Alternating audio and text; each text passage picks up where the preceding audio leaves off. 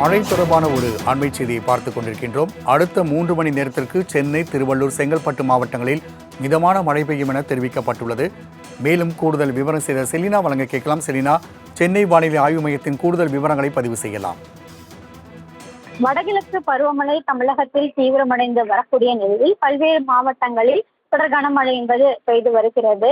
அதே போல தென்மேற்கு வங்கக்கடல் பகுதி நிலவி வரக்கூடிய ஆழ்ந்த காற்றழுத்த தாழ்வு பகுதி தென்மேற்கு மற்றும் அதனை ஒட்டி இருக்கக்கூடிய மத்திய மேற்கு வங்கக்கடல் பகுதியில் நிலவி வருகிறது.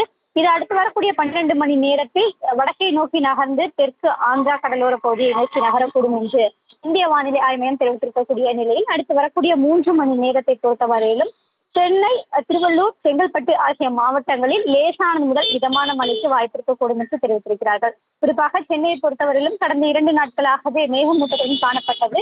நேற்று காலையிலிருந்தே விட்டு விட்டு மழை என்பது பெய்து வந்த நிலையில் இன்று காலையிலிருந்து மேகமூட்டத்துடனும் ஆங்காங்கே லேசான மழை என்பது பதிவாகியிருக்கிறது. அடுத்து வரக்கூடிய 3 மணி நேரத்திற்கும் சென்னையில் லேசானது முதல் மிதமான மழைக்கு வாய்ப்பிருப்பதாக சென்னை வானிலை ஆய்வு மையம் தெரிவித்திருக்கிறது.